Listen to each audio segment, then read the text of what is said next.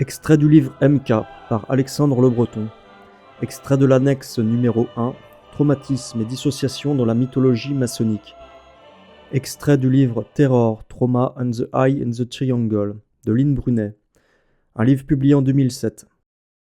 En termes de traumatologie, la légende d'Hiram peut être considérée comme un texte métaphorique qui représente ce qu'il se passe physiologiquement lorsque la terreur est utilisée pour produire l'expérience de la lumière intérieure. Cette lumière intérieure est ce sentiment de conscience cosmique ou d'immortalité à laquelle on accède par la lente ascension spirituelle représentée dans le second degré. La franc-maçonnerie appartient à la tradition gnostique. La figure de Lucifer, le porteur de lumière, la lumière de l'expérience mystique, est au cœur de cette tradition. La relation entre Lucifer et la psychologie du traumatisme est mise en lumière dans une pièce de théâtre intitulée « La tragédie de l'homme », écrite par le Hongrois Imre Madách et analysée par l'anthropologue Géza Roheim. Lucifer, qui est le personnage central de la pièce, est appelé l'esprit du déni.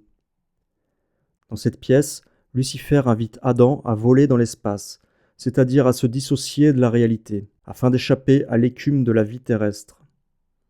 Il note « La douleur cessera lorsque nous aurons cédé et qu'aura disparu le dernier lien qui nous lie à notre mère la Terre. » Cette capacité humaine d'échapper à la terreur et à la douleur émotionnelle ou physique intense par le déni et la dissociation peut avoir été exploitée par la franc-maçonnerie dans le but d'atteindre des expériences mystiques.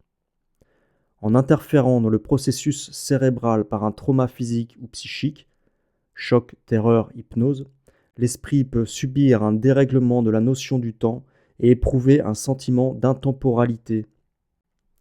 Le mythe de Isis et Osiris, utilisé dans le rite écossais, peut également être une illustration métaphorique du processus traumatique. Albert Mackay écrit que Osiris a été tué par un typhon et que son corps a été coupé en morceaux. Ses restes mutilés ont été jetés dans le Nil et dispersés aux quatre vents. Sa femme Isis, en deuil de la mort et de la mutilation de son mari, recherchera pendant plusieurs jours les parties du corps, et après les avoir retrouvées, elle a réuni les morceaux pour lui faire une inhumation décente.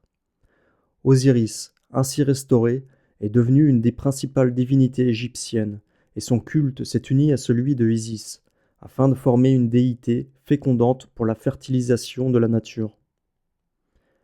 Si l'on interprète les personnages Isis et Osiris en termes de structure du cerveau, Isis représente le cerveau droit, les attributs intuitifs, et Osiris représente le cerveau gauche, les attributs logiques et linguistiques. Des dommages causés par un traumatisme peuvent entraîner des problèmes d'enregistrement de la mémoire dans l'hémisphère gauche et peuvent ainsi affecter la capacité de l'individu à parler des événements qu'il a subis du fait que le transfert d'informations du cerveau droit est mutilé ou parcellaire. Il est alors difficile pour l'individu de reconstituer les fragments de la mémoire qui sont comme les pièces d'un puzzle. Ces dieux égyptiens pourraient être interprétés comme incarnant le phénomène de trouble de la mémoire de l'esprit fragmenté suite à une expérience traumatique. Les références à des mutilations ou à de l'automutilation chez les dieux mythologiques sont abondantes dans la littérature magique et religieuse de l'Égypte ancienne. Les mutilations que s'infligent les dieux sur eux-mêmes sont généralement dues à des stress émotionnels de différents types. Budge note que dans d'autres scénarios relatifs au thème de la mort et de la résurrection dans le mythe osirien d'Horus, fils d'Isis et d'Osiris, Horus a pour rôle de redonner la vie lors d'une étreinte, une gestuelle rappelant les 5 points du compagnonnage maçonnique. Horus est venu à Osiris, qui était en l'état d'un homme mort, et il l'embrassa. Par cette étreinte, il lui transféra son propre ka, c'est-à-dire son double, ou une partie de la puissance qui y habitait. L'étreinte est en fait un acte par lequel l'énergie vitale se transfère de l'embrasseur à l'embrassé. Budge observe que l'embrassade peut aussi être métaphoriquement considérée comme une restauration de l'information dans le centre linguistique du cerveau gauche dans le but d'une guérison psychique après un traumatisme majeur. Alan Watt, en étudiant le thème du fractionnement dans le mythe de Osiris et d'autres mythes anciens, fait valoir que le démembrement sacrificiel d'un être divin est un processus volontaire, celui de l'auto-sacrifice. Il écrit: il s'ensuit logiquement que là où il y a un démembrement, c'est-à-dire une déconstruction au début, il y a une reconstruction à la fin. Comprendre ordo ab chaos, l'ordre par le chaos, ou selon la tradition alchimique, dissoudre pour coaguler. Il s'agit du jeu cosmique qui consiste en la découverte de ce qui est caché et le souvenir de ce qui a été dispersé. La conclusion de Watt est à mettre en lien avec une notion concernant la mémoire dans les processus spirituels, ainsi que le rôle de la concentration pour réduire les pensées dispersées. Je dirais que ce mythe est encore plus approprié lorsqu'il est appliqué à la nature de la mémoire traumatique, de sa répression et de sa remémoration.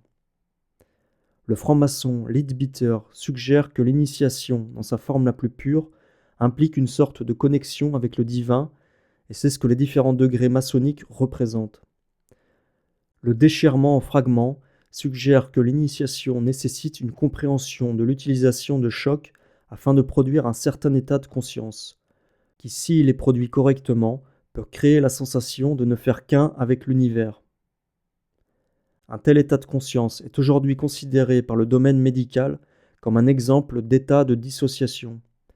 Casavis, dans une analyse sur l'origine grecque de la franc-maçonnerie, note le rôle que tient la fragmentation dans les mystères osiriens. Il observe que la plante sacrée de ce culte à mystère était l'érica, venant du mot grec ériko, qui signifie briser en morceaux. Le franc-maçon Albert Mackay rapporte que le symbole égyptien le plus pertinent pour la franc-maçonnerie est celui de l'œil qui voit tout, interprété sur le plan mystique comme l'œil de Dieu, mais aussi comme le symbole de la vigilance divine et du soin de l'univers. L'adoption du triangle équilatéral est le symbole de la divinité que l'on retrouve à travers différentes cultures. Mackay écrit: chez les Égyptiens, le lièvre était le hiéroglyphe des yeux ouverts. Il en est ainsi car ce fragile animal est censé ne jamais fermer ses organes de vision. Il est toujours à l'affût de ses ennemis.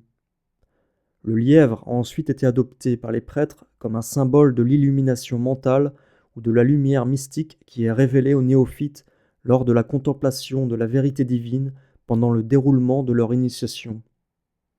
Et donc, selon Champollion, le lièvre était aussi le symbole d'Osiris, un dieu principal, montrant ainsi le lien étroit entre le processus d'initiation dans leur rite sacré et la contemplation de la nature divine. Une des conséquences des traumatismes lourds est un état connu sous le nom d'hypervigilance. Il s'agit d'une attention permanente et une peur épuisante où la victime, comme le lapin ou le lièvre, est constamment à l'affût du danger. Lorsque Osiris a été ressuscité, il possédait l'œil qui voit tout. Si la reconstruction d'Osiris représente la récupération des souvenirs traumatiques, alors cette capacité de tout voir peut être traduite comme la capacité d'affronter la mort ou le mal. Ces notions de faire face à la mort, l'idée du voyage et de la renaissance dans les textes maçonniques prennent donc une certaine signification avec les théories contemporaines sur la mémoire et les traumatismes. D'un point de vue physiologique, il est intéressant de noter que les neurones qui semblent être les plus associés à la conscience sont décrits comme des cellules pyramidales. Nous pouvons faire le parallèle avec le symbolisme de la découverte d'Isaac Newton sur la décomposition de la lumière blanche dans les différentes couleurs de l'arc-en-ciel à travers un prisme de verre triangulaire. L'œil dans le triangle maçonnique incarne la physique de Newton dans le sens où il peut être une représentation visuelle du fractionnement, faisant référence à la dissociation, à l'illumination de la conscience. Ici, la philosophie des Lumières sur le lien entre terreur et sublime, décrite par Edmund Burke, devient pertinente.